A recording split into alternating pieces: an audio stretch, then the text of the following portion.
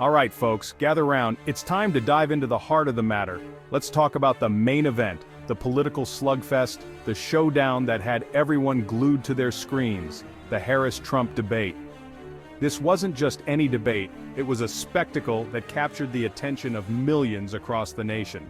Now I know what you're thinking, John, how can you make jokes at a time like this? The fate of the free world hangs in the balance. But humor has always been a way to cope with the chaos around us, and to that I say, have you seen the news lately? We need a laugh. In times of tension and uncertainty, laughter can be a powerful tool to bring people together, even if just for a moment. But seriously folks, this debate wasn't just about sound bites and zingers, it was a battleground of ideologies, a clash of visions for the future of our country. It was a microcosm of the deep divisions tearing our nation apart. The debate highlighted the stark contrasts in policy and personality that define our current political landscape. On one side, you had Kamala Harris, the cool, collected former prosecutor armed with facts and figures. She presented a vision of progress and inclusivity, aiming to address systemic issues with a methodical approach. On the other, you had Donald Trump, the self-proclaimed counterpuncher, ready to rumble with his signature blend of bluster and bravado. His approach was more about rallying his base with bold statements and promises of a return to a perceived former glory. This debate wasn't just a political event, it was a reflection of the conversations happening in living rooms, workplaces, and social media feeds across the country. It was a reminder of how deeply personal and passionate political beliefs can be. As we watched, we saw not just two candidates, but two Americas, each with its own hopes, fears, and dreams for the future. The debate was a stark reminder that our nation is at a crossroads, and the choices we make now will shape the path ahead for generations to come. In the end, it's not just about who wins or loses a debate, it's about finding common ground, understanding different perspectives, and working together to build a better future for all. So, let's keep the conversation going, and remember that despite our differences, we are all part of this great experiment called democracy. And then there was Trump. The man, the myth, the hairdo. He came out swinging, interrupting, interjecting, and generally acting like he was the only one who deserved to be heard. He was like a bull in a china shop, except the china shop was the American democracy and the bull was wearing a red tie. He relied on his usual tactics: personal attacks, baseless accusations, and a healthy dose of fear-mongering. He tried to paint Harris as a radical leftist, which, let's be honest, is about as believable as him claiming he has the best hair in the world. Section 5, Clash of the Titans, Policy versus Personality, Facts versus Fireworks. The debate was a stark reminder of the choice facing America: experience versus inexperience, policy versus personality, facts versus fireworks. Harris represented a return to normalcy, a belief in science and facts, and a commitment to governing for all Americans. Trump, on the other hand, represented the status quo, a world of chaos, division, and distrust. It was a clash of styles, a battle of ideologies.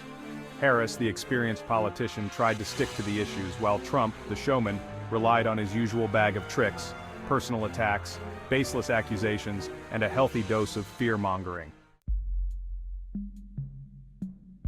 Section 6. The pundits weigh in, dissecting the debate, deciphering the jabs.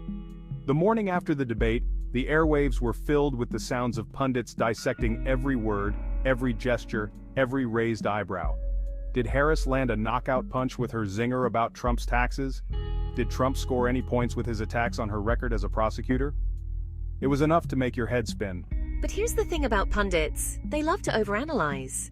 They'll dissect the candidate's every breath, every blink, every twitch of the nose, as if it holds the key to unlocking the mysteries of the universe. Section 7. Beyond the buzzwords, the real issues at stake in this election. But let's be real, folks. This election is about more than just who had the best zingers or who won the spin war. It's about the future of our country. It's about healthcare, education, climate change, racial justice, and a whole host of other issues that will shape our lives for generations to come. When we talk about healthcare, we're talking about whether we want to live in a country where everyone has access to affordable healthcare, or a country where millions are left to fend for themselves. Education is another cornerstone. Do we want a system that provides quality education for all, regardless of their zip code, or one that leaves many behind? And let's not forget climate change. This isn't just an environmental issue, it's a human issue. It's about whether we want to tackle the climate crisis head-on, investing in renewable energy and sustainable practices, or continue to bury our heads in the sand, ignoring the scientific consensus and the visible impacts all around us. Racial justice is another critical issue.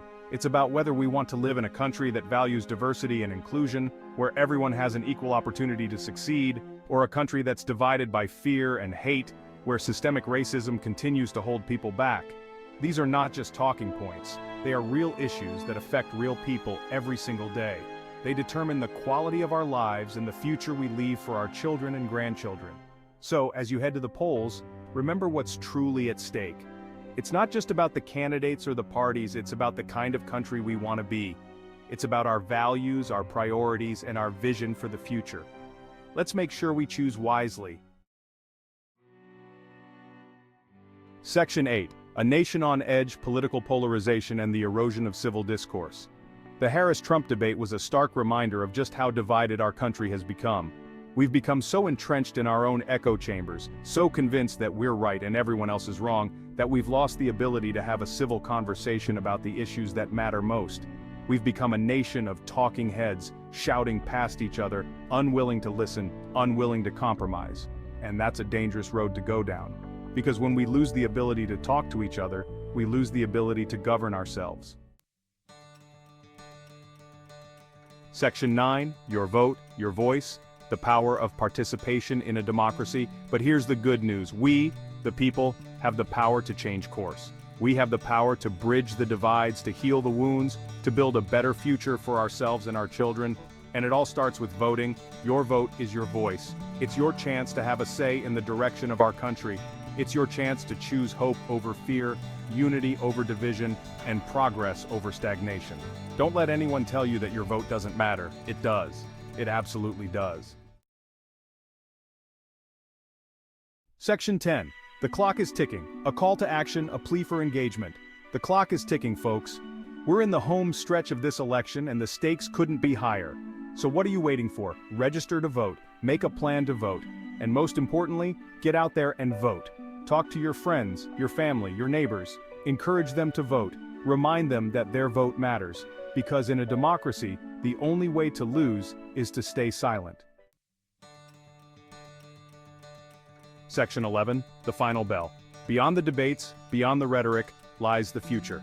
The Harris-Trump debate may be over, but the fight for the soul of America continues. Let's move beyond the mudslinging, beyond the rhetoric, and focus on what really matters, building a more perfect union. Let's choose hope over fear, unity over division, and progress over stagnation. Let's get to work, America.